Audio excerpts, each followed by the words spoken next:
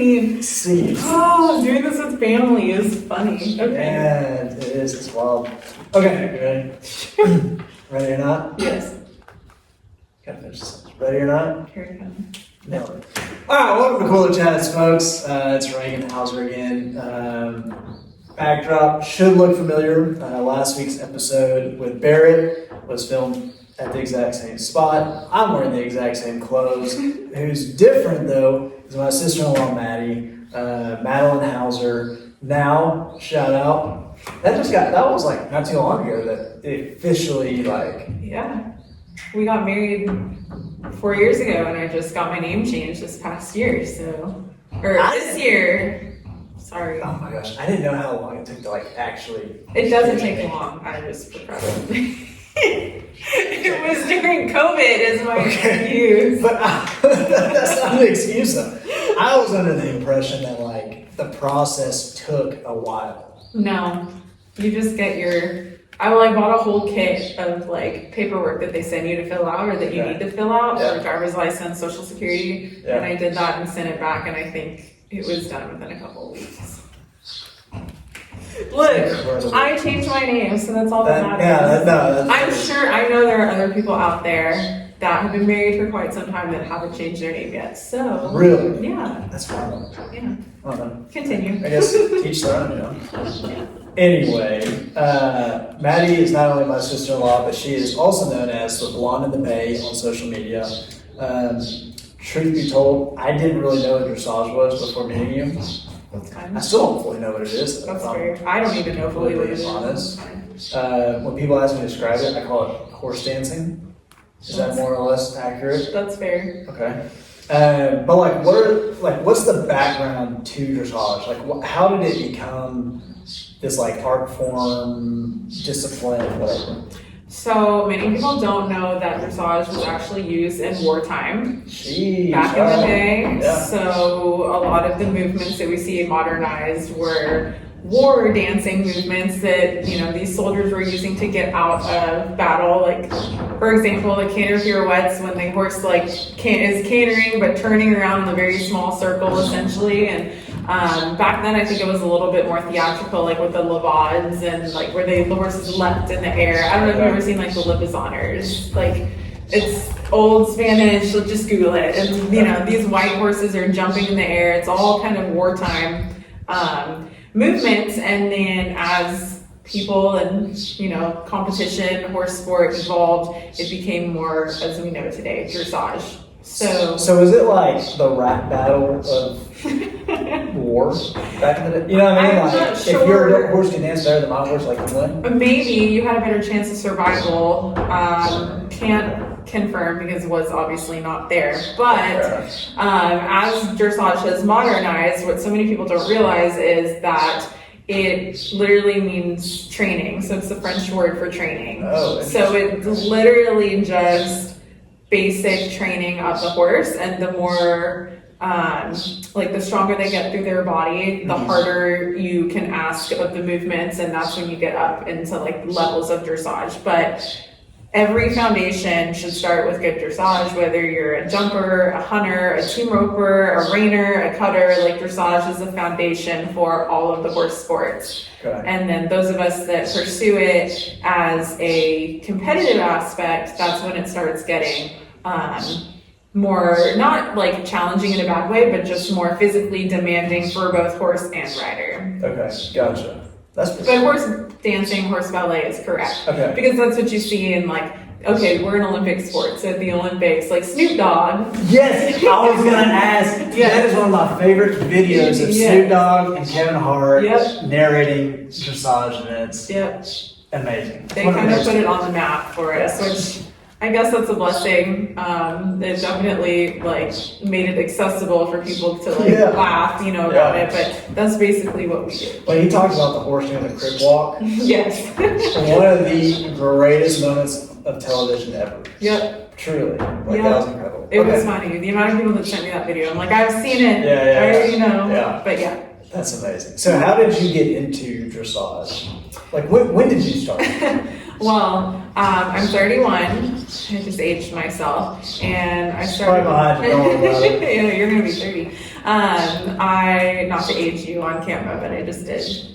Brotherly, sisterly love. Anyway, I started riding when I was 3, so that's a long time. Wow. My mom is a horse girl, so she grew up riding as Shout out to well. Elizabeth. And then she passed that love for horses on to me. And so, started in like the 100 jumpers, and in 2004 my mom wanted to try a dressage lesson, and I thought that was the most boring thing in the world. I didn't know anything. I was like 12, but I was like the snotty kid that was like, I'm not doing dressage, that's boring. Like, Yeah, fair enough. how bratty does that sound? A little bit. I mean, when we're talking about like Exactly. private horse riding lessons. Exactly. Yeah. How, It sounds a little bratty. Thank God I've done that. But I didn't want to try dressage. I thought it was boring. Like, I liked jumping, but at the same time, I've never been like an overly brave rider, so I never really loved the falling off that typically comes maybe a little bit more frequently with going over fences. And after like one lesson, I was hooked. And so I started in 2004 in dressage, and then I've been doing it ever since. So worked my way up from the intro training level, and then I was riding at the FEI level, which is the international levels, with Leah until she retired in 2019. So when did that whole international competitive, like you're going to shows that I don't want to say like actually matter, but actually matter. You know what I mean? Like, I know that's not the right phrase, but when was that jump from like kind of intermediate, kind of just like working on it, to hey, this is a real deal show, and Leah's like in her own right a real deal horse, like to do that on? Well, I think I worked my way up with lesson horses and programs, and I had to ride on my mom's trainers for I would say a handful of my youth. I started out just kind of getting back into the show scene, training level, first level, that kind of zone, and then I've been with my trainers Ava and Joshua Tabor since I was 17, and so they kind of took me under their wing. And they knew that I wanted to go like further, but obviously in the sport, it takes resources to get, to further develop as your goals see fit. So Ava found a old, I don't want to say decrepit because he was not decrepit, but he was an older, 22-year-old schoolmaster named Clovis. And he had just been plucked from the field. And I remember she called me one day and she was like, I have an operation to get your bronze medal, which is our rider performances for United States Dressage Federation. We have different achievements that we can shoot for on certain levels and scores. And so I wanted to get my USDF bronze medal, which it's so complicated. 2 scores above 60 at first, second, and third level. And I already had first and second, but I needed my third level scores, and that's when the work gets a little bit more complicated for the horses. So I show up to the barn and she pulls Clovis out of his stall, and I'm like, he's as big as Leah, but even clunkier. He's got a 2-inch thick winter coat on him, and she's like, I know he doesn't look great right now, but we can get him to look great, and it'll be a good opportunity for you. And I don't. Every girl I've ever seen. Yeah, okay. and there's 2 inches of hair. They're he doesn't look good now, but just give him a little bit. Give him a second. It's fine. So it really was because of Ava and Joshua that they kind of set me on that higher performance mentality, and I owe everything to them. Really, they feel like they also raised me too, in addition to my parents. But I was able to get my bronze medal as a junior with Clovis. And then kind of moving into that space of what's next. Clovis was getting older, the heat was getting really hard for him. Mm-hmm. And I wanted to kind of work on the, as Barrett's in the background making noise. I wanted to shoot for the Junior Young Riders NAYRC, North American Young Rider Championship. Thank you. I was going to act like I knew what that was. No, I got you. Okay. So we're all separated into regions by state, and how they kind of introduce the the like team aspect to dressage is they introduce it to the juniors, and you qualify. You go through like a mini Olympic process, essentially, for if you're 21, 14 to 21. And so I wanted to do that. And at that point, you're competing at the FEI levels, the international levels. You have to have a horse to do that. So we were in the spot that we could find a young rider's horse for me. We purchased him from California in 2012. And the first day, I rode him a few times in California, but the first day that we had him at Ava and Joshua's, he threw me off. Dumped me right in the middle of the arena, and I'm like, oh, this is just fantastic. Like, why? Was it stress? Was it lack of training? Like, what was it that caused him to end up bumping you off? Hindsight, I think he was a Ferrari, and I wasn't at that level yet. Okay. He was a very hot and sensitive horse. And the first day, I think I went to go across the arena and ask for a change of lead through the canter. And I don't know if he spooked or I didn't do it right, and he kind of dropped his shoulder and bolted the other way, and I just went like, I don't even remember it happened so fast. Wow. So I'm like, okay, at first it didn't bother me because I'm like, we all fall off, like it is what it is, it's fine. So we ended up like going down a good track and had a few good months of training. We went to our first show and did pretty well, and then we were at a show in Houston. And the first day it was like 80 degrees. We won everything in the 70%, which is a really good score for dressage. And the next day a cold front came through.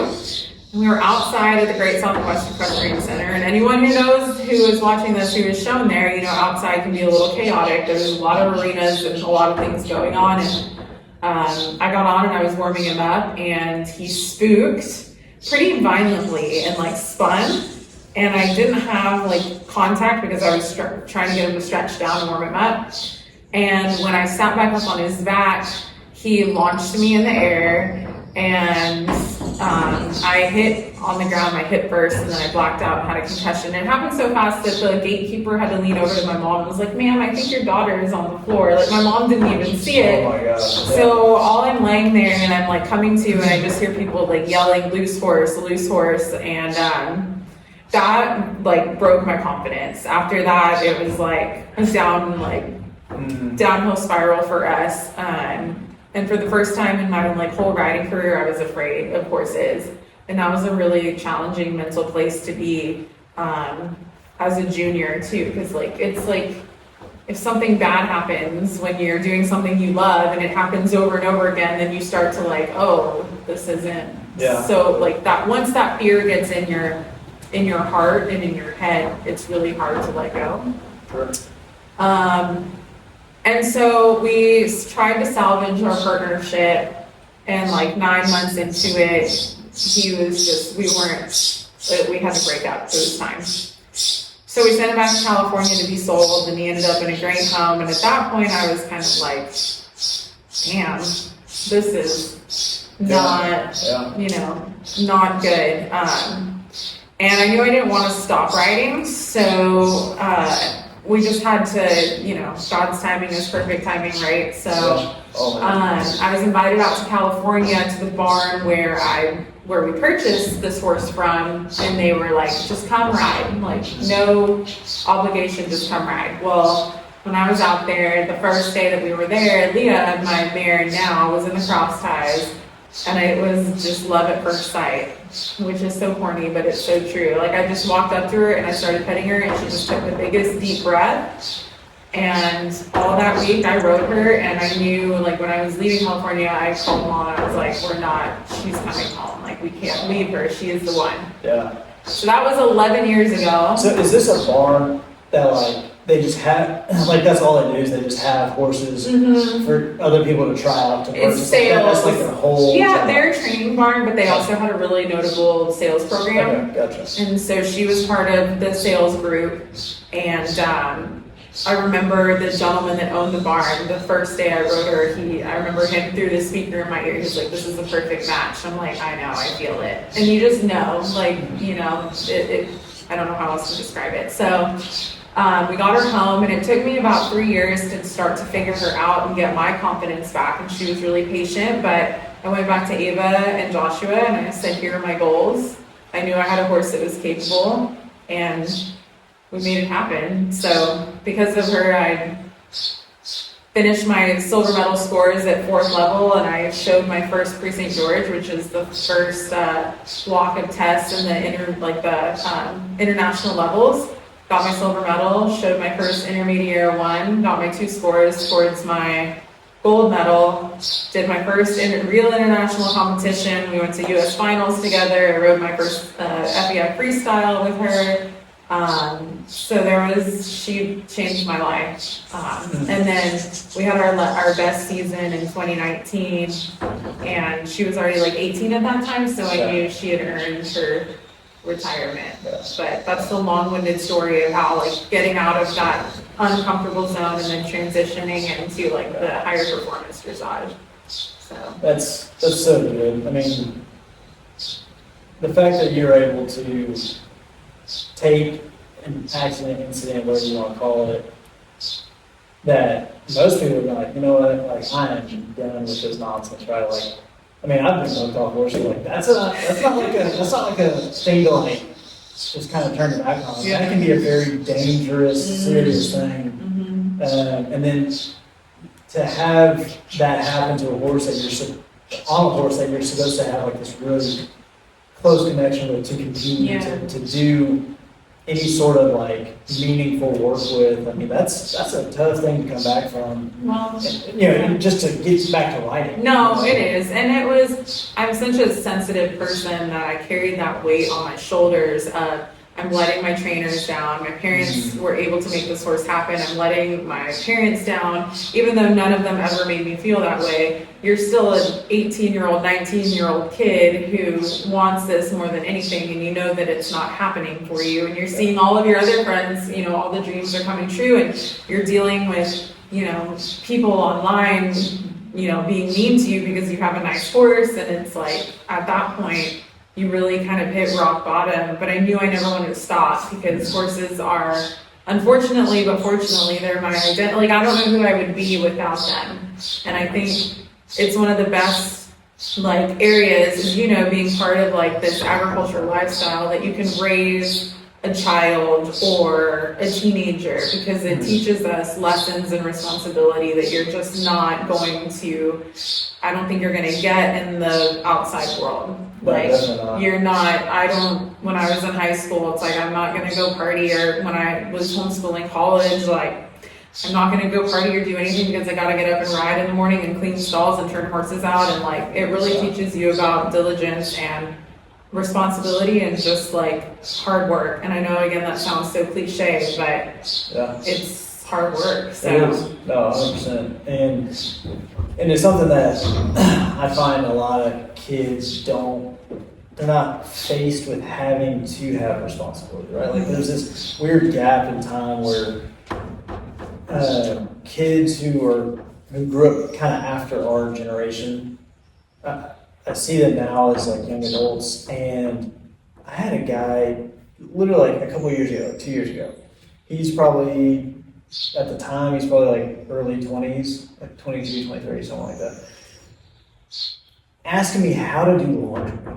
Because like he never had to. And I was like, dude, you like went all the way through college? Like, yeah, I had like a service that did it for me. And then before that, his mom and dad did it. And I was just like, oh my gosh. Life skills. Like, truly like life skills, and having to be responsible for yourself first and foremost. But then to like have to branch out and think about other people, like did not compute. That's the one thing that the horses teach you, is that it's so much bigger than just you.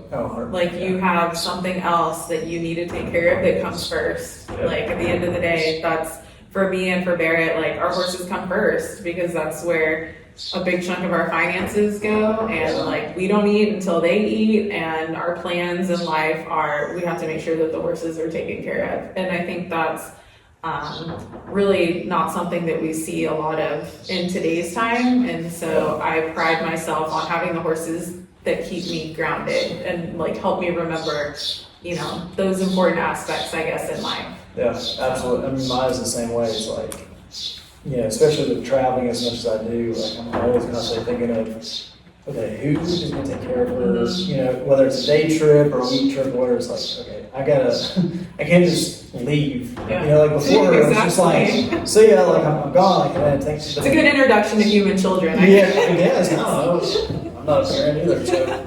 You're a dog dad. I am a dog dad. Would you say that trial with that horse, and then kind of going through that season of, I'll just say kind of like identity crisis, right? Like, do I want to do this? Is this something I'm failing other people with, or like whatever? Would you say that was probably the first big trial, or like first big failure, if you will, in your life? Totally. Yeah, I mean, I don't know, I feel like I've grown up fast, maybe because I was an only child and all my other friends were older than me, so, but I think that there was so much going on, like, with the horses at that time in my life and, like, personal life, that it just was, like, all so much to process, and in that moment, like, I look back at that girl, and sometimes I don't even recognize her anymore, you know, like I don't recognize my younger self because I'm so different in my emotions now. Like I'm so secure in who I am and what I want out of my life. And back then everything was coming so quickly and things were changing and relationships and the whole 9 yards that I think, not like confused, but just mixed up, and like having the horses not working for me, that was like my grounding outlet. And so that was, like you said, a kind of an identity crisis where it was like, if I don't do this and this doesn't work in my life, what do I have? Like, what am I going to do? You know, because at that point, like we were talking about earlier, I didn't have any other hobbies. Like the horses were all that I knew. And so now when I look back at myself, I'm like, wow, I grew up a lot. And I like going through my 20s and everything was kind of like all those fun learning experiences that you're supposed to have in your 20s happened to me. And I'm so thankful for them because now as I go into my 30s, it's like I know what I want with my horses, and I have other outlets and other creative passions than just horses that help make me me. So like obviously this is my life, but if it failed for some other reason, which, you know, as we know, last year was really hard, and so many of my followers know that too, like last year was so awful, but I know at the end of the day, like, okay, if there was for some reason that I couldn't ride and something happened, I think I would be miserable, but I would be okay. You know what I mean? Like I can find joy in other outlets that involve horses that necessarily wouldn't be like the riding training aspect. Yeah, that's interesting. Because listening to you talk about, you know, going through like a failure, right? Essentially, whether it was your own doing or somebody else's, you know, in this instance, a horse, right? A horse acting up, and then feeling like you failed those around you, those who have helped you kind of get to that point, and then refinding your identity in a way that it's not the only thing about you, but it is a significant thing about you, right? like I wouldn't say that horses are the only thing I know about you, but it is a big part of it. Yeah, right? exactly. And then, you know, full circle, you know, finding a different avenue within that to where like you're still secure, you still find some sort of identity in it, but it's not the totality of your identity. I'm sitting here laughing because it reminds me so much of my last 4 years, which, yeah, you went through it at 19, I went through it at 26, 25. Yeah. And then like the last 4 years of my life, same thing, right? Like had everything going for me, had the dream lined up, failure, going through a season of like, I failed everybody, I failed myself, I failed those who helped me get there. You know, going through a season of like, I'm not doing what I want to do, and I'm not pursuing the passions that I want to pursue because of this failure, and then full circle into like, well, you kind of like open-handed surrender of, all right, God, you know, if you want to take it away, do it. Yeah. I'll find it. You kind of reach that rock, not that it's rock bottom, but you're kind of just. It's like, kind of rock bottom. It's kind of rock bottom. But you kind of get to that point where it's like, I don't know what else to do. Like, it is what it is at this point, and you just like. A lot of people say, like, what do you how do you handle your fear? How do you, and it's like, I don't, like, I just keep going. Like, I wake up every day and I make the choice that I'm not going to let those things hold me back, which is so different because like 25-year-old Maddie was such a different 31-year-old Maddie. Like, that was so, you know, like, very people pleaser-ish, you know, and I think a lot of that obviously has to do like with, you know, how your upbringing and that kind of thing, and the things that you went through as a kid and a youth, like what you and I are saying. But there comes a point when it's like, you know what, I'm not gonna let that define me anymore. And the horses have always reminded me that, you know, they give me that sense of, like I said, they ground me. So yeah, that's awesome. The parallels are so interesting. We all go through it. Oh my gosh. We all go through it. Anyone who says they don't, you're lying. Yeah, or they haven't gone through it yet. Yeah, they haven't reached that point yet. Some of us reach it a little bit younger than others, but I kind of prefer it that way because it just provides life experience. Yeah, absolutely. Well, and you know, going through it, I think everybody goes through it at the right time. I mean, like you're saying, like God's timing is perfect because like everybody will go through it when they have the support they need to get through it, right? Like you will walk into it with everything that you need to walk out of it, and not a minute sooner. And you know, whether that's people around you or you know, self-confidence or like whatever it's going to take for you to get out of that hole, you're going to have it. Yeah. And but I think everybody will go through it at some point, and it's never fun. No. It's not. But it builds character. Yeah. Oh my gosh. Something Ain't like that that. the truth? Something Ain't like that. the truth? Yeah, because like I wouldn't be here without it. Right? Yeah. Like, I would be, I don't know where. Yeah. I wouldn't be here. And so I thought about that the other day, just about how as much as I didn't, especially, okay, in all honesty, I thought that without pursuing the career path that I was going to be miserable, unhappy, life had no meaning, yada, yada, yada. And I cannot imagine, like then I could not imagine what it would mean to be doing what I'm doing. Yeah. Like, I feel that way too. You know. I had no idea. Yeah. And I'm glad that I now know. But yeah, it's a very like, scary. But once you get on the other side of it, Yeah. and then it's like, oh, this all makes sense now. 100%. In theory. So when did like social media, the Blonde in the Bay, like when did all of that happen in that time period for you? In 2015, I wanted a place where I could just share pictures of my horse and not be that annoying horse girl nerd. Which we have the last laugh now because horse girl is very trending. You know, Bella Hadid, like Beyonce. So we got the last laugh. Everybody wants to be a horse girl according to Ellie Bailey. So we got the last laugh. But like dads don't want their girls to be horse girls because it's so expensive. That is true, but you know what? It's a catch-22 because, like I said, I think it's the best thing for young women, Sure, yeah. and you know, and young men too. So, in 2015, like I said, I wanted a place to post pictures of Leah, and I thought like, oh, the Blonde in the Bay, that's cute. I'm blonde, she's Bay, like we'll roll with it. And I just made the Instagram account, and honestly, it's been 9 years of just posting stuff. Like, I had no idea what the heck I wanted to do with it. I had no agenda, no nothing. I'm just like, I'm just gonna keep posting. And at first it was very platonic, just, oh, here's a cute picture of Leah, here's my outfit. Yeah. But then I kind of started talking about my journey with Leah, my physical journey with her, and my struggles and things that I was experiencing from the tack, because I wanted to serve as that person in the community that even though I had, quote, a schoolmaster, like a horse that knew what she was doing, it wasn't like I just got on her and typed in a code in her neck and she like gave me all the right answers.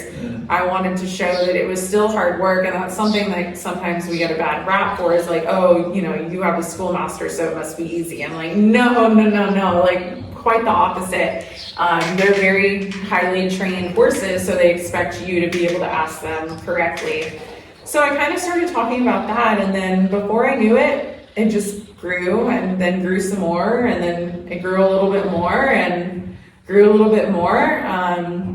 And some of my closest friends have come from Instagram, and it just all of a sudden blossomed into this like community. And I took a break in 2020 when we were about to get married into that spring, because with COVID and trying to go through the wedding stuff, and like our wedding was totally derailed. Reagan can totally. Are you kidding? It was perfect. No, it was perfect the way that it was. But going through that, like, it was just a lot, and personal stuff. And I was like, I'm just overwhelmed, so I'm going to take a break. And I thought I was going to quit after 4 years of doing it. I was like, I think that I'm kind of done. Like, it's not worth the stress. And the social media climate has changed so much since 2015. Like, I was there before influencers were even a thing. So I just thought, I don't know if I'm going to do this anymore. Leah was retiring, and that was I was really blessed to be able to give her that retirement. And I'm blessed that she's still alive and I have her with me. But that was a huge lifestyle change for all of us. And mentally, that was really hard on me. So I just needed a little bit of a break.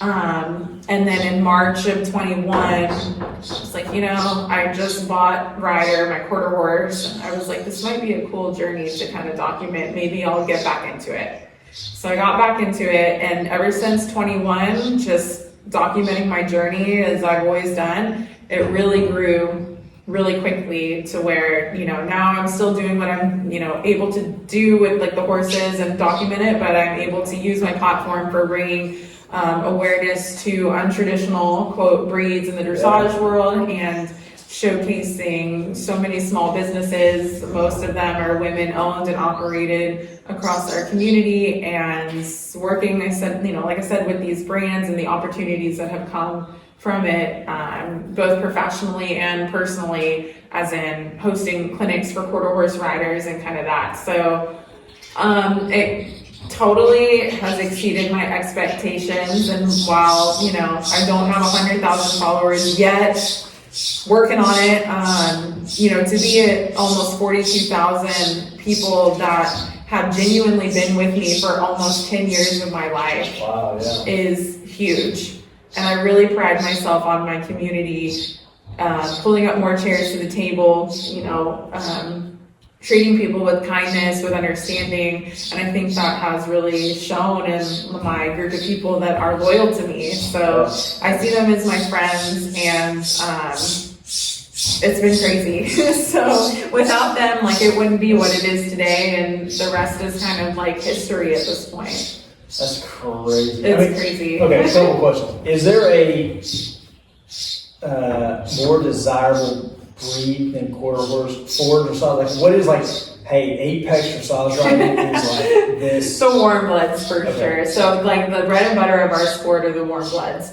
And that's great. I mean, I love Leah. So that's what you see the most of, but there are so many riders out there who are in my position, adult amateur, middle-aged women like me. I wouldn't say middle-aged. Okay, but like young adult, middle-aged women, like we want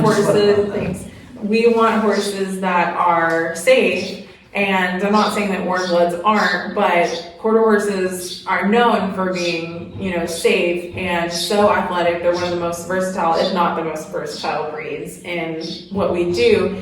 And so I always had that dream of like, well, maybe I'll do it. Maybe I'll just buy one and I'll give it a shot. And then Ryder like changed my life. So to be that voice for those of us that don't have, the 6-figure budget, which is fine, to go like pursue that avenue. Yes. I wanted to be that advocate for people like me who have their horses at home and or don't work with a professional every single day anymore, that are doing this on their own, that might not have the warm blood in their stable. Yeah. And I think, like I was telling Barrett the other day, I'm like, I think this has also become my identity now, like the quarter horse girl. And I'm fine with that because it's been so rewarding. It's been one of the most rewarding decisions and moves in my personal and riding career that I could have ever made. Yeah. Wow, that's crazy. Yeah. You had a second question? Yeah, I did. So moving forward, I've talked to Bear multiple times about, his desire to start, a program to develop horses and whatever into the roping side. Is that kind of your goal as well, is to take quarter horses or warm bloods or whatever and build them up into a certain level and then sell them and give them to somebody who's trying to compete full time, or you're trying to get back into the competition space? Yeah. Like, what's the deal? I'm not sure. I support Barrett 150 million % in what he wants to do with his professional equine endeavors. But for me, I think I come from a place of I'm very blessed to say that Leah helped me achieve pretty much all of my competition goals, aside from riding the Grand Prix, which is the highest level, and finishing my USDF gold. Those are my two apex goals that I want to achieve. But I don't have a desire to do high performance, campaign myself for the Olympics or any of that. I think I just want to enjoy my horses, and it would be amazing to have a string, but I don't know. If I had another warm blood, I think I would let Barrett take it to ropings and expose it to a lot of things like that. But you have to look at budget and all the other factors. It's young. We're talking what's in our budget, in the foreseeable future. Those young stock, and I don't know that I'm brave enough to do that yet. But I don't know. I want to be able. It would be a dream to take a quarter horse to the Grand Prix, a dream. And I know that's such. It can be what's the word I'm looking for? Controversial. No.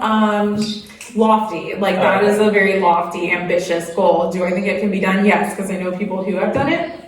But I'm fine with, a couple in my string doing my thing, and I'm really bad at selling horses and giving, so that's more maybe Barrett's strong suit. But I definitely want to get back in the FEI ring one day. There's nothing like feeling that power from the tack. It's amazing, and it's something that you can't even describe verbally. But I don't know. I think that's kind of I think after last year, I learned the importance of taking it one day at a time with horses, because one day it can be great, the next day they can either have something wrong or be not here. So I'm a very overly cautious one day at a timer now. That's fair. Yeah. That's fair. Well, you were also Fiesta Queen? No, I was a Duchess in Fiesta 10 years ago, 9 years ago. So what was that like? In San Antonio, obviously the Fiesta is a huge deal, right? Mm-hmm. We grew up knowing that Fiesta was the biggest event of the year, really. But what is it like to be selected for that, to go through that? I'm sure it's complete sleep deprivation, complete just running at 100 miles an hour with no brakes. But I didn't really know anybody who had ever done anything like that until I met you. And I was like, that's completely wild. So for my people who don't know what Fiesta is, it's a 14-day long celebration in San Antonio. Is it 14 days? Yeah, they put it. It was only a week. No, it's 14 to 10 days now. All right. Actually, I was talking to my mom last night that last night to 9 years ago was the start of our week. Really? So each reoccurring springtime, as they say, this is a citywide festival. Pretty much, as Reagan said, the whole city of San Antonio shuts down for Fiesta. If you're not from San Antonio or surrounding areas, you don't know what Fiesta is, and you probably don't care, which is, that's fine. But basically what we did, our dads are a member of an organization, which makes us eligible to become kind of a debutante. Did you have to go on stage and answer questions and stuff? No, thankfully not. Oh, bummer. So it's a debutante situation, but the gowns are elaborate, the trains are elaborate. It was in a museum. Yes, it was. Mine was selected last year in a museum exhibition at the Whitty. But it's basically 10 days of, like Reagan said, nonstop. You start, a Friday night, and you go Friday night, you go Saturday, you go Sunday, Monday's the river parade, Tuesday night you have a cocktail party, Wednesday morning you're at the Majestic Theater practicing, and then Wednesday night is a coronation, where you get to finally display your dress and you do the bow on stage. Thursday is a fiesta party. Friday we're in the Battle of Flowers parade. Friday night's a party, and then Saturday night is the Queen's Ball. So we do the mini coronation all over again with our parents and our friends. And then that party, typically the parties end around midnight-ish, but that party goes all night. And then Sunday is the farewell. And so it is a marathon, not a sprint. And it was a lot of partying. I did not partake in a lot of that partying. I actually got sick halfway through the week. I had a sinus infection. So I was like topping myself up on Afrin and antibiotics. But it was cool because our family has a lot of San Antonio history, and every granddaughter in my family has been a duchess. So No kidding. it was neat to be able to do that with my cousin at that time. And then yeah, it was an experience. So I met my very best friend now, Kate, through Fiesta. So we've been best friends for 9 years, and it's kind of like a sisterhood. You know, you've done it, and I've been there, done that, got the t-shirt, got the crown. So that's crazy. Yeah, but it was fun to represent like my family and to carry on that history for us. So that's cool. It was insane. My grandfather, my great-grandfather was the first president of the Fiesta Commission. And I didn't know that. And the only gentleman to serve 2 terms. And then my grandmother was mistress of the robes in 1964, I think, something like that. So she was in charge of like that year, her court's design and everything. So we have a lot of history. My stepdad's a Texas Cavalier, and growing up, King Antonio comes to your school, and the Cavaliers get to come, so that was always like a really big deal, and always made you feel cool as like 3rd grader that your dad was up there with like the Texas Cavaliers, and he worked the river parade, drive the barges, and so we have a lot of history with Fiesta. So it was an experience, let me say that. I would not do it again. But like I said, I've been there and done that, and it was like college in 10 days. So like I homeschooled college, and then I got like 10 days worth, and I was good. Yeah, that's probably what most people need, is just 10 days. It was a lifetime of college experience in 10 days. Fair enough. Wow. I didn't know that there was so much history there. Yeah. Wow. And like I said, every granddaughter has been a duchess in our family, and so it was an experience, like being on the float during the Battle of Flowers, and they want to see your shoes. That's like the big thing. So we all had like decorated cowboy boots or sneakers, and all you hear all 2.5 hours, show me your shoes, show me your shoes. So you're like standing there pulling up your dress and, going like this and showing them your shoes. Oh my gosh. We all had like water and snacks under our dress, and our dukes would like run off and get drinks as we were going down the parade route. And definitely had some B12 shots that week. I don't blame you. Straight in the hip, so. Hey, I did a penicillin shot in the one time. It's really It's a little different, but okay.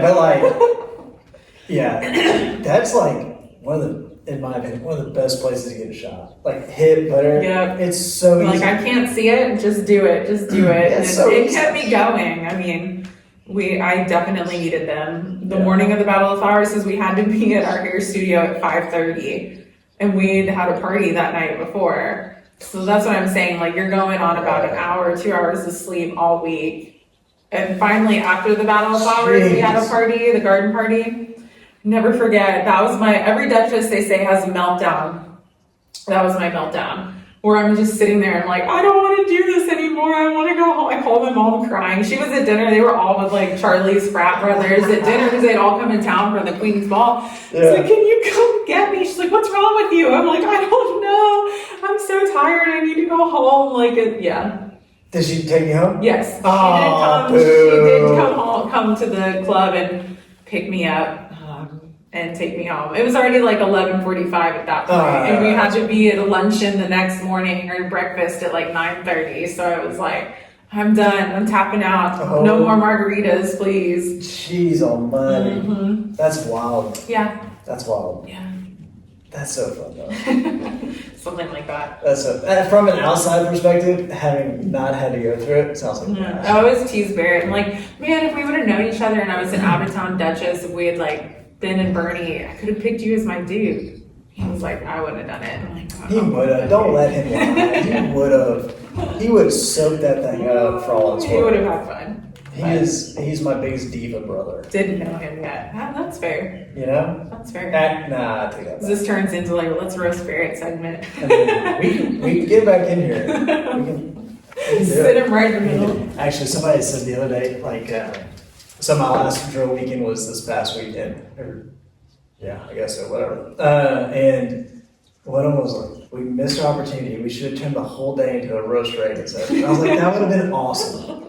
I would have loved that. You know, he needs it every now and then. Yeah, oh yeah, everybody does. Mm-hmm. Everybody does. Mm-hmm. That's crazy. Mm-hmm. Okay, that's a pretty wild week. Yeah, wild 10 days. Yeah. I was going strong, and then about after the coronation night, because the tradition is after coronation, there's a reception where we're all sitting there with our dresses, our parents come in, then we go to the St. Anthony, we're in the St. Anthony, and then we have all our rooms upstairs, and they have a rooftop party. Okay. Well, the tradition is to stay up all night until the newspaper comes out the next morning with all of like our pictures in it that shows the court. I think I made it till like 4 o'clock. And then mom had to pick me up at like 6:30 because we had an 11 o'clock lunch reception after that. But yeah, it was many nights of like staying up very late. Yeah. Yeah. Wow. Hydration is important. Hydration is key to life. Yes. That's crazy. So, in all of this, when did the jump into real estate happen for you? Because that would be what I kind of categorize as like maybe your primary job, right? But then, you know, with social media and all the brands and stuff that you work with, you know, that I mean, I don't know, maybe that's 50-50 now. Mm-hmm. But, you know, you've got a long legacy with Charlie, you know, on that real estate side, but also your mom too, right? Like she's a great real estate agent in her own right. So when were you like, hey, instead of doing whatever else you wanted to do in life, like I'm going to go do real estate and keep Well, doing that. I told myself I never was going to sell real estate because I didn't want to be in the family business. And then, and then I grew up and I was like, man, I need a job that will support my lifestyle, and working in a tax shop or anything like that is not going to cut it. It's not going to do it. Yeah. No. So I got my license in 2018, and full transparency, didn't do a lot of business those first 2 years because, as you know, it's very hard to get going. Even when your family is in real estate, it's still very hard. Nothing is ever handed to you just because your name is on the door. And my parents were living down at the coast at that time. Harvey had just come through, and that, like, obviously there was a real estate market after Harvey. So they sold their house and they moved back up to the hill country. And in 2020, mom and I, or in 2019, we just decided, like, it's gonna be easier if you and I just work together. Let's just partner. She's really good at certain things. I'm really good at certain things. The things that she's really good at, I'm not good at. The things that I'm really good at, she's not as tech savvy. So, started working together as a team. And we did a couple transactions in 2020, and then when COVID hit, 21 exploded for us, and that we were so busy all of 21. 21 was a great year. What a time. But that really put us on the map as a team. Started building our book of business, and then I started realizing, okay, I can do this. Like, I'm not really good at like the negotiation factor, because I'm like, I don't want to hurt anybody's feelings. That's not me. I'm not a bulldog, but we call mom the Velvet Hammer.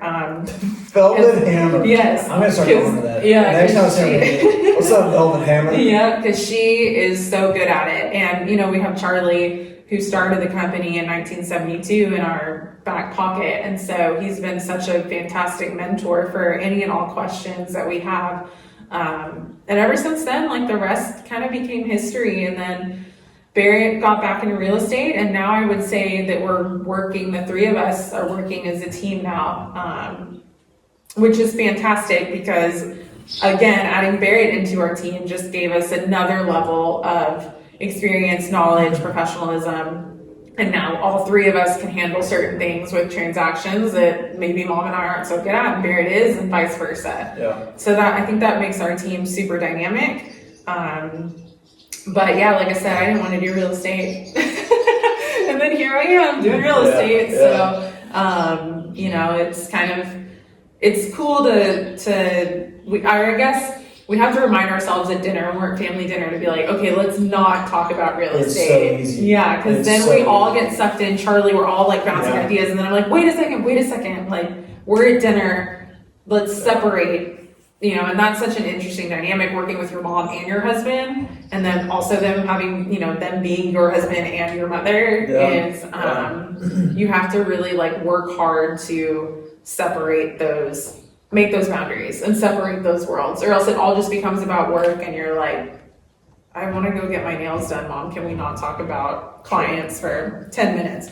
So, but having the two of them with me working, because I'm still, even though I've been doing this for 5 years now, I still feel like I don't know. You know what I mean? Yeah, like, I think if you're anywhere under 10 years in the business and you feel like you know what you're doing, you're doing it wrong. You're an absolute idiot. Yes. Like there's, especially on the farm and ranch world, there's so much to learn and to know that there's no way that you can learn it all under 10 years. No, you can't. And I learned, just when I think that a transaction can't surprise me, the next transaction is a surprise. Like there's things that I'm learning and picking up on, and, you know, dealing with different types of personalities, especially as you know, in the price point that we kind of sell, it's challenging. Like it's hard at any price point, but I think once you get into luxury, it gets even a little bit more challenging to navigate emotions, and that's fine. I'm not saying that's a bad thing, but it's hard and it's mentally taxing. And I always laugh when people are like,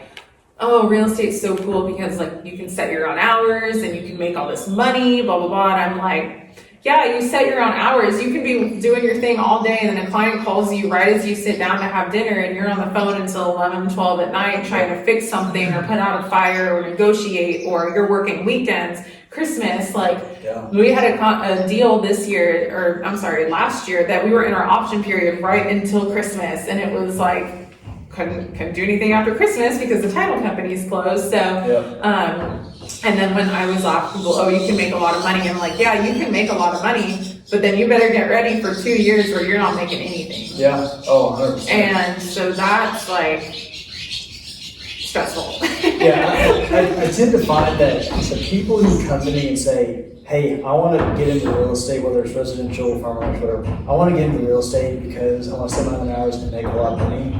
I literally tell them to their face, do not do real estate. Yeah, then it's if not that is for what you are doing it for, wrong. you are absolutely screwed. Because it's like, even on the residential side, like it could be 6 months or more from the time you get your license to the time you sell your first deal. Yeah. Right? Like, that's a very real possibility. Now, there are times where, hey, you know, maybe your broker or team lead or whoever like passes you, just to like keep you floating. That's great. That's awesome. And I have people do that for me. But like, it's a very real possibility. You don't sell this property for 6 months. No, that was us in 22. Like 21 carried over into 22 until about March. And then I got licensed in 22. Yeah. I had the worst time. We had a sale in March, mom and I did, and then we sold one in August. And that was it for 22. And then 23, we were super busy at the beginning of the year.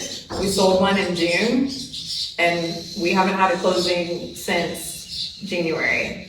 Luckily, Barrett had a closing in that time, and then we have like our social media, whatnot, that keeps us afloat. But that's how many months without a paycheck. Yeah. And that's what makes me chuckle, is like, you don't get into real estate because you think you're going to make all this money. Like you have to, you know, be committed, and it is an ebb and flow. Like I said, feast or famine. Some years are great and you're making a big closing every other month, every month, and things are good. And then it comes to a screeching halt and you're like, well, okay, like buckle up. And it teaches you to be so diligent with your finances. 100%.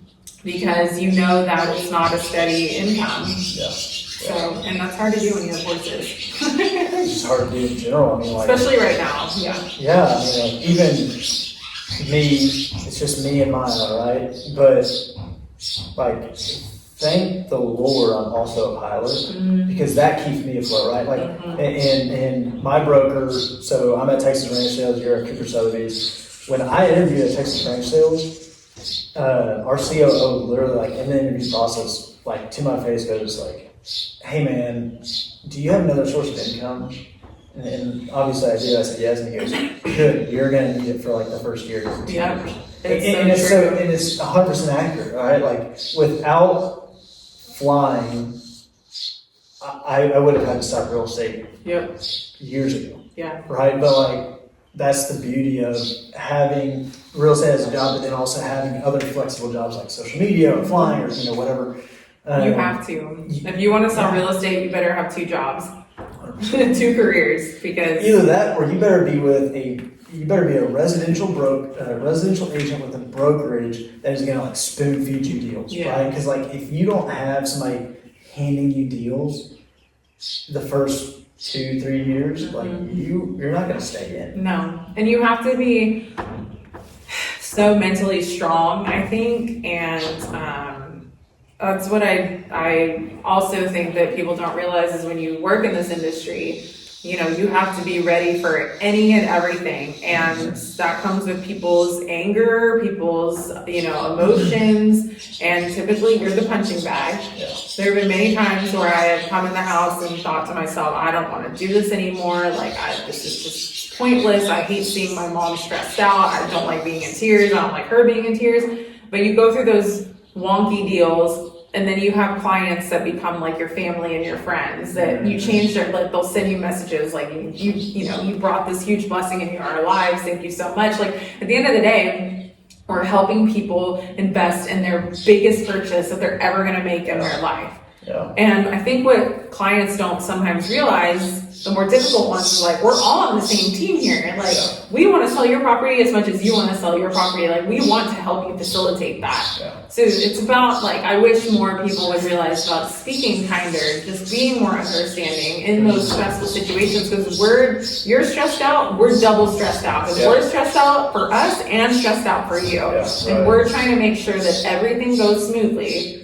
So that's something that people should consider, like, going into this business. And it's not all what you see on the outside, like, oh, we're selling these multi-million-dollar properties and making bank and blah blah blah. It's like, no, that's not the case at all. And if that's you, like, fantastic, I envy you, but it's not me. Well, but even to sell those properties, those multi-million, or even honestly, like a 10-acre, $60,000 or $100,000 property, right? Like, that takes sometimes just as much work, if not more, than the $5 million ranch that it's 1,000 acres, right? Like, sometimes those small deals can take as much or more out of you than the big deals.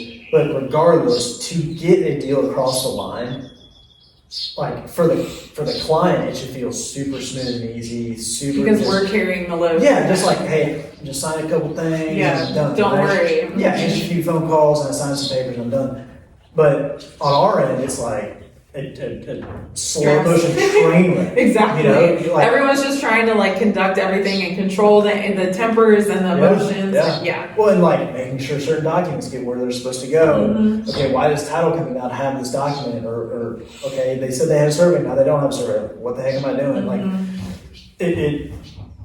it takes a lot of critical thinking, and really what I kind of enjoy the most is the kind of the creative problem solving. Yes. Right? Like, okay, we have this problem, how can we solve it, still make the deal go through, or how do we get out of it, right? Like, if we find out that, hey, things aren't as we thought they were,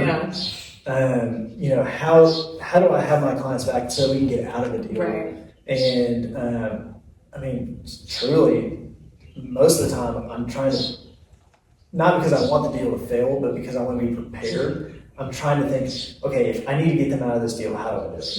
And because you care. Because you have to take care of your clients. Yeah. And that's what I tell them all the time. Like, hey, if you don't want to buy this property, I will figure out a way to get us out of it. Yeah. Or if you don't want to sell it, I'll figure out a way. But like, that's only because I care that you are getting the best deal possible. Right. Whether it's on the buying side or the selling side, like, I want you to feel like you walked away with the best deal, but I also don't want to be at the expense of the other person too, right? I want everybody to feel like Everybody be happy. yeah, well, it's like that is fair, right? Like, Right. like the price was fair, the terms were fair, the timeline was fair. Like I want people to feel like everybody got a good deal out Yeah. of it, and not the hostility. And that's a lot of mental baggage to carry. No kidding, man. Putting it lightly. I'm already mental. I don't need the stress of carrying somebody else's mental stuff. You know, it's like golly. But that's interesting. I mean, Barry and I came into real estate in a much different way, right? I mean, my dad wasn't a practicing realtor at the time. He was a home builder, or is a home builder, and so I did that after college for a while. I did that through college for a while, and. For me, the move into real estate was much less glamorized, right? I didn't go into it with rose-colored glasses thinking Right. like, oh, I'm going to get my license, I'm going to sell a bunch of property, whatever. Like, I knew that it wasn't going to be that. But I also knew from the other side of the table, right, from like the construction side, that there was only so much joy that I could find in building another house, right? Like, building houses is cool, and I've got friends who do it, and doing custom homes is really it can be a very cool process. But I knew that I was going to get tired of just building another, and so I wanted something that allowed me to still take those skills and that entrepreneurial spirit of, hey, set my own timelines, have the pressure of going and finding my own clients, like that sort of stuff. But translating that into a sales role where, for the longevity of my career, I think it will be better. Yeah. Because like I was at a point where I was, construction superintendent. I was like helping build houses, and I was like I can already feel my body getting beat up. Yeah. And I was 23 years old, 24 years old. I was like, man, I'm feeling old already. Yeah, for sure. And I wanted something that like, hey, whether I'm 25 or whether I'm 82, I can still do it if I had my wits about me. Yeah. So that's kind of what. Yeah. Real estate is a good, like you said, creative problem solving, which for me circles back to like the horses, because you're always finding a new way to solve problems and communicate with them. So it kind of goes hand in hand. What are your favorite? Okay, I know you're probably gonna say horse properties are your favorite to sell. Outside of horse properties, what's like your favorite style of ranch to sell? Size and style. Like, is there a size you're like, I don't want to, like, that is way too big or way too small? I mean, we have one right now that's 600 acres, so I think that's a good size. Like, I like, obviously, the horses. If there's any sort of horse improvements, count me in. But I think what I look for when we go to listing appointments is I always ask our potential client at that time, like, what are some thoughtful details that I don't know about your property, that other people don't know about it, that you want me to convey? Because I love to write. Like, that's my thing, is I love to write the copy, all the descriptions. And so I want to be able to convey that to the general public, like, not just here's a 3-bedroom, 2-bath house, and like I want to give those descriptive words and phrases, and not to where it's like corny or fluffy, but like let's get some like imagery in here and tell me things that I don't know about your property. So I love unique details, and people come in and they're like, oh wow, that's cool. Like we had a listing in Bernie that we actually used to live in this house, and we sold it in 22, and it had a creek running through the house, like down the hallway to the primary suite. So that stuff like that, like I look for what makes this property different. And they're all different, obviously, but like what's something notable that stands out. So I like, obviously I like the luxury ranches because those are fun to sell and beautiful listings and beautiful properties to have, but also like residential. I mean, I don't mind doing any of that either. I just look for things that stand out, I guess. So not really like what's my favorite, because horse properties are obviously my favorite, but just subtle details throughout that make your house tell a story. Yeah, absolutely. What is something or a few things that people don't know about you, even people maybe who have been following the Blonde of the Bay for a long time, right? Like, and you and Barrett are very good about putting your own stories out there and being pretty transparent with, who y'all are. But like, what is something that, talking about uniqueness, that somebody may go, oh, I didn't know that, even if they followed you for a while? Let's see here. I don't know. I mean, I guess like, I obviously grew up in the real estate industry, but my biological dad was a fashion designer. And I was actually born in Manhattan, in the city. The Big Apple. Yeah, I knew that. The Big Apple. Oh, man. Empire State of Mind. Yep, and lived there until I was about 5, and then we moved back to San Antonio where my mom was born and raised. And I still went to visit my dad, and so I kind of also grew up in like the high fashion industry in New York. This makes so much sense. So, like your your style and fashion. Like sometimes I forget that you have that background to you. I forget that I have that background. I'm like, oh, I was actually born in New York. That's kind of cool. But I call it my previous life. But I grew up like appreciating kind of the high fashion side of things, and that kind of molded my business with the Blonde of the Bay and pursuing fashion, but in a different form, and like riding and horse fashion. And Reagan was laughing at my saddle pad collection earlier. It's very expensive. I don't understand why. I mean, to me, they all do the same job. But they're all different colors. They are all different colors. However, I don't know if that really, the color translates into we match better riding. Our horse. It doesn't at all. But if you look good, you feel good. And you might ride better. If you feel good, you're going to ride well, hopefully, in theory. But yeah, I did grow up in kind of the high fashion industry as well. So I never talk about it because it's just not like at the forefront of my priorities. But that definitely gave me an appreciation for putting my own spin on it with like the equestrian fashion, and ultimately that has kind of led to my business growing with the Blonde in the Bay, and being able to shoot for these small businesses and some larger ones, but primarily small businesses in our community. Yeah. So what are some of these small businesses? I'd love to give you an opportunity to give them kind of, some time to... There's so many. Okay. The ones that I worked with, off the top of my head: Novella Equestrian, Canter Culture, LaFash, Palmera Polo, Tucker Tweed.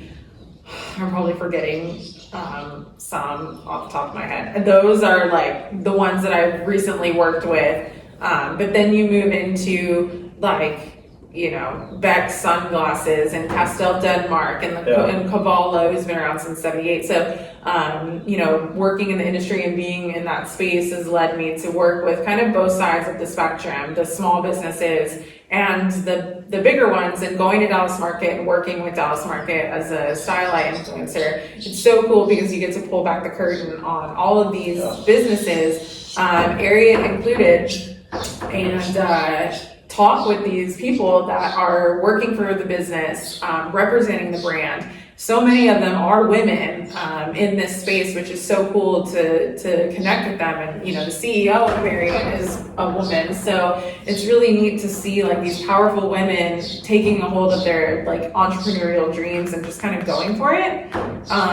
But I love being able to go to Dallas Market because then you get to like really build those connections. And for me, I think that's what it's all about. But it's neat to see like a different side of it, because we all see the social media ads, the websites, the commercials, the posters and rodeos or any other like events like that. But it's a whole different side when you get to like dive in and create these like engaging conversations with these people. Yeah. These are actually area boots, by the way. Nice. I've had them for 12 years, 13 years. I've had that would boots. Be Come the on. quality of Marriott, yes. Hey, area, if you want to send me some new boots, that'd be awesome. Dressage Queen Dream too. Sorry, I had to mention them. They're one of my favorites. I have their breeches on now. Small business. That made me think of it. I was like, I'm wearing one too. Yeah. I love it.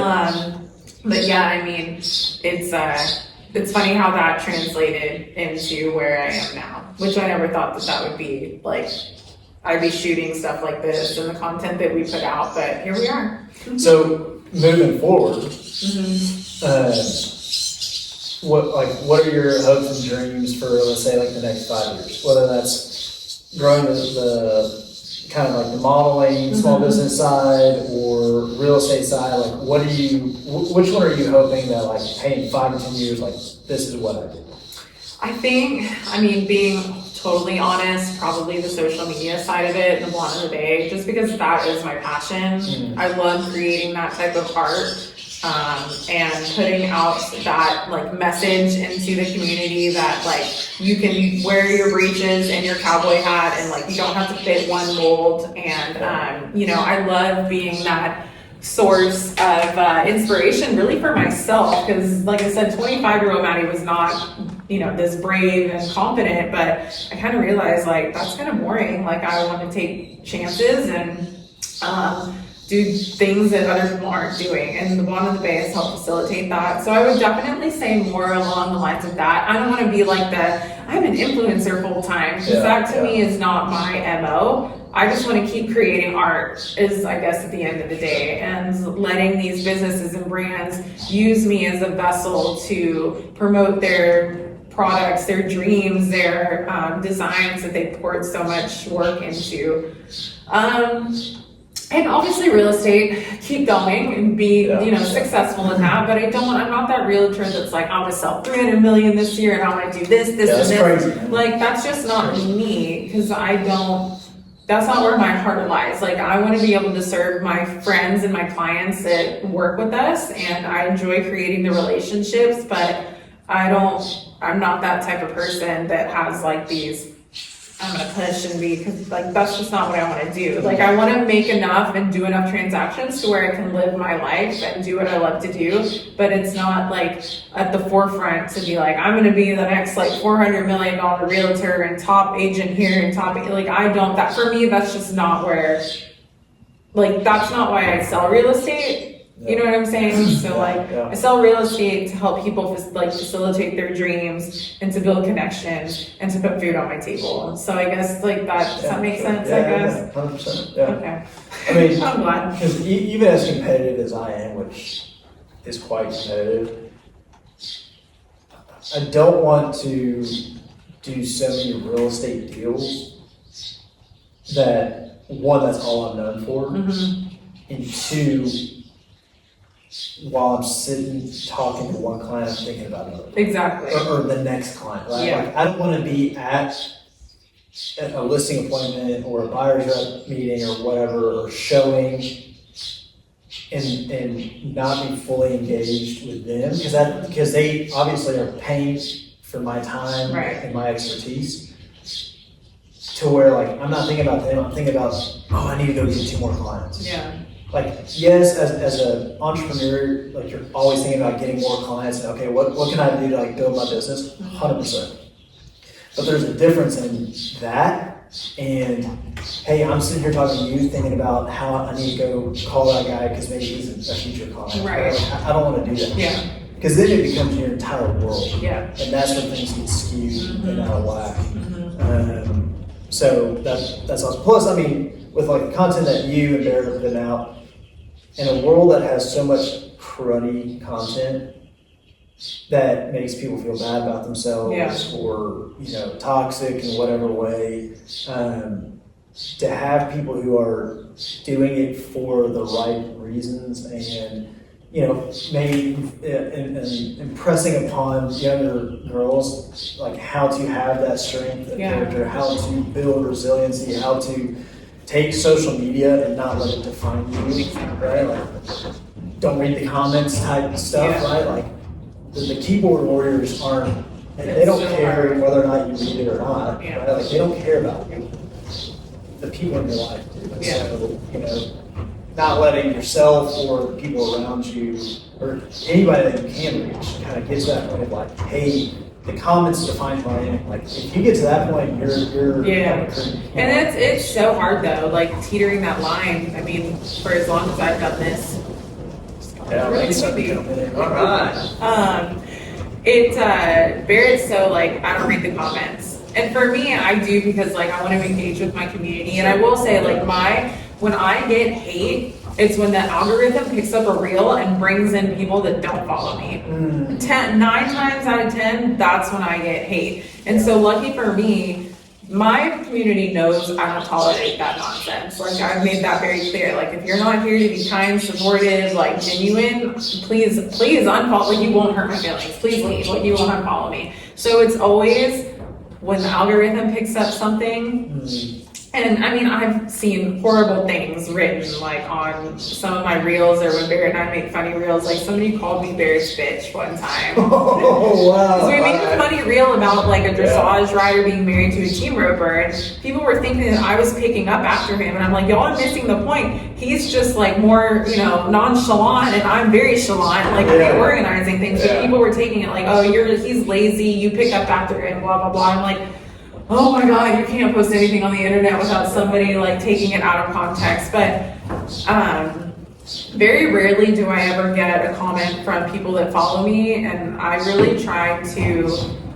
There's so many other accounts in every type of world industry that are passionate about like animal welfare, like horse welfare, and I think they're fighting the good fight, and that's great. For me, I just know that that's not my demographic. Like, I don't want to get on Instagram and make anyone feel badly about their life choices, how their horse husbandry like plays out, because I know that I'm doing my best, and there's so many other accounts out there that serve like a purpose to educate, but I think tone has so much to do with it, and that's why I try to just stick to what I'm doing, and I want people to come to my page feeling refreshed, and I want them to leave thinking either feeling like educated, inspired, like have a new idea, or just feel like they've been seen or understood and like appreciated. Because horses are really hard. It's a luxury what we do, but it's also mentally, emotionally, physically, financially taxing and draining, and it can feel like you're on top of the world when everything's going right, and then when things aren't going right, it can be a very isolating experience. So that's why I really try to aim to be so candid and open with all of our struggles. Of course, there's things that you don't post online that are personal to you, but for the most part, I would like to think that keeping an uplifting and inspiring place certainly helps my mental health, and so I'm hoping that it transfers to others. Yeah, I'm sure it does. I mean, when I really first started flying professionally, like I would fly with guys sometimes who were like that grouchy, like 30-year airline pilot, set in his ways. My way is the only way, it's the right way.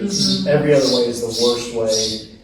And I remember sitting there thinking like, man, like what he's saying is correct and good, but it's not the only way. Yeah. Right? Like it is a good way for sure. Like it's safe, it's sound, whatever.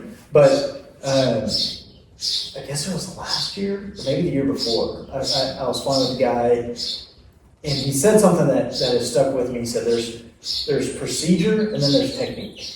Procedure is like the checklist items like, hey, you will do this, this, this, and this, right? Like just for the safety of operation, or actually how to operate that airplane, you have to do these things for it to work. Same thing with animals, right? Like for Maya, like I have to feed her, I have to give her water, I have to take her and work her out.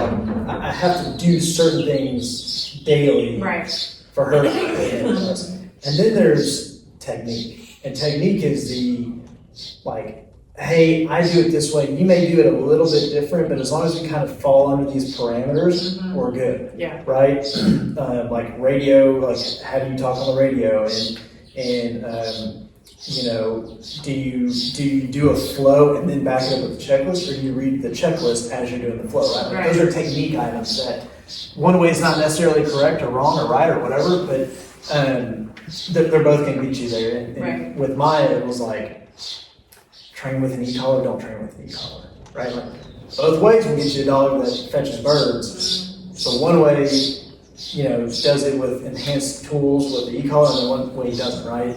They're not bad, and I have friends who use e-collars. I mean, we used one with Gideon. I'm not hating on anybody that does it that way, but I just do it a different way. Yeah. And we both got to the same place, and we're both happy for it. The outcome's still great, Yeah. but you don't have to do it like me, and I don't have to do it like you. Well, and I think that you made a good point because, and especially in the horse world, if you get into that mentality that my way is the right way and you're all wrong, that's a really dangerous and problematic mindset to have because there are so many different factors that determine how you manage your horses. We all know, like you said, they need water, they need, food, forage, they need to be turned out, and they need friends. Like, we all know that, but that looks different for everyone, how you proceed in those actions. For example, I would love to have our horses turned out 24/7 in the summer, but it's 110 degrees out there. It feels like 115 some afternoons under excessive heat warning, and you walk out there and it feels like the skin is melting off of your face.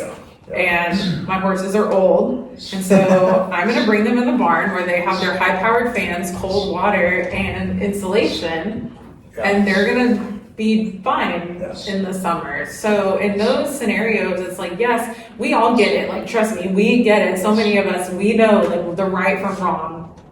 But like I said, there's so many ways that horses can be managed. And I think if we just understand that a little bit better, the community would be a better place. And it would give these internet like trolls and armchair trainers, like, don't jump to conclusions. Like, you're being used just because one person that you've followed or read or watched for years and years says that this is the right way. That's not the case. Like, just because they think it is, they might have, like you said, aspects that are correct. Like, your message is correct, but you have to remember that there's so many different variables that play into horse management. And so that's why I try to just stay in my lane, show you what I'm doing with my horses. I have nothing to hide, and like, it is what it is. Like, I always tell my people, like, what you see with us is literally what you get. Like, and I'm not here to make anyone feel bad because I know what it's like to be on the receiving end of like opening up Instagram and seeing something. You've just had a bad weekend with the horses. You open up the app, the first thing you say or see is like, if you do this with your horse under saddle, like, you're an animal abuser and a horrible person. And you just look at it and you're like, oh my God, like, I just had a really bad ride. Like, my mental health is not, like, my horse and I are not clicking. And then the first thing you see online is something that makes you feel like even worse about a mistake that you made or something that you've done, or like X, Y, and Z. The possibilities are endless. And I've always told myself that I don't want to be that person. So, I think more people need to not be that person. Well, you can't make such blanket statements on social media. Well, especially going back to like turning your horses out in the summer.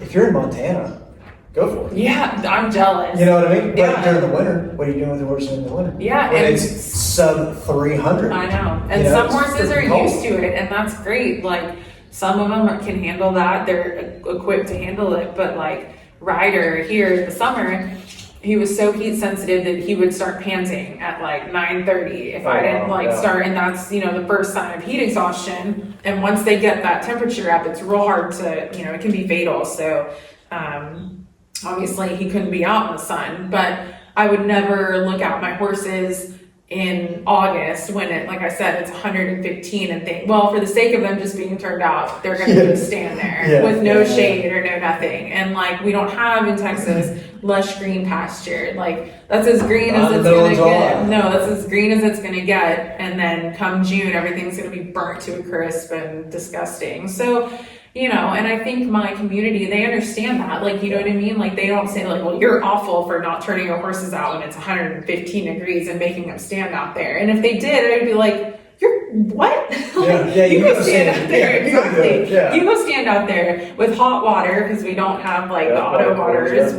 So you go do it. So, like I said, I've always told myself that I didn't want to be that account. It's not my MO in life to judge someone from a picture or a video. I mean, if you're blatantly abusing your horse, that's a conversation for a whole other day. Okay, yes, that's different. But I'm not going to sit there and watch you ride and think, wow, you know what? I want to ruin your day today. I want to leave a mean comment that you're doing something wrong. Because to feel better about yourself. Yeah, I guarantee you that person already sees it. Because I know when I post a writing video, I'm the first one to say, I see what I'm doing wrong. Y'all don't need to tell me. I'm just showing you this so you can see like the process and not the finished product. But like, trust me, I'm already beating myself up 10 times over, like before you could even get to me. Yeah, fair enough. I get that. Okay, last question. Who is somebody or two people, one or two people that you would want to see come on here, hear their story, listen to what they have to say? I feel like we need to do a whole sibling podcast. Oh no. Because we're all so different. That would be wild. We're all so different. And we all have such different stories and different like passions in life and different professions. 100%. I think it would be a hot mess. It would be a train wreck. But I think it would be really cool to have those conversations. Because like realistically, the five of us, we never really get to sit down, just the five of us, and like talk. No. Because we're all so busy and we're usually just in town if everyone's together for, Christmas or holidays. So it would be cool to just have a sibling conversation. Yeah. I don't know, that'd be fun. That would be fun. Okay, who else? I don't know. One person. There's not one person that you're like, hey. Blake Lively. Shout out to Blake. You can bring Ryan too. Honestly, bring Ryan. Both of you. That would be amazing. I don't know. It would be cool to bring someone else on in the Western agricultural lifestyle that you really admire. Like whether it's, beef cattle, like anything like that, or like the fashion side of it, like, Sendero, or someone that is like super, I don't know, just with that entrepreneurial spirit and like super creative and like going after their dreams. I don't know anyone offhand. Like I said, the brothers, I guess, and Blake Lively are my two. Fair enough. But someone who really inspires you or challenges you in a different way than you see, like, Oh, 100%. Yeah, fit. that's part of the whole idea behind this is like, we bump because of real estate and because of flying and because of social media. So like, we all bump into some very interesting people that other people may just see as ordinary, right? Like, there's people who have just crazy stories, but if you met them on the street, you just think they're an average person. And that's not the case. And so everyone has a story to tell. Absolutely. Some are, more grandiose than others, but at the end of the day, especially like in the Western side of life, right? The Western lifestyle. I've yet to meet a boring person. Yeah. Right? Like, either they come to the Western lifestyle from another walk of life, or they've grown up in it, or whatever. But like, everybody's got a way that either they stayed in it or they came to it, or they came back to it. And they came back to it. That's a good one too. That's fascinating, and it's worth other people hearing, because the more I hear these stories, the more I can relate and see life through other people's eyes. And or maybe like, hey, with you and your first horse, and me and my military career, like, those are very different scenarios, but they both taught us almost the exact same lesson in the exact same way. And that is fascinating. And so, yeah. Let's see if I get the brothers on here. That will be. And if you let Blake Lively come on, let me know. Absolutely. If Blake Lively wants to, please by all means. Please by all means. I'll have to take your dog Blake with me though. That's fine. She is named after Blake. I know. So that's perfect. All right. Well, appreciate the time, and it was fun. It was fun. We'll do it again soon with the hoodlums. Absolute hoodlums. It'll be a train wreck, but it'll be so fun. It'll be good. All right, let's get out of here. Thai food. Thai food.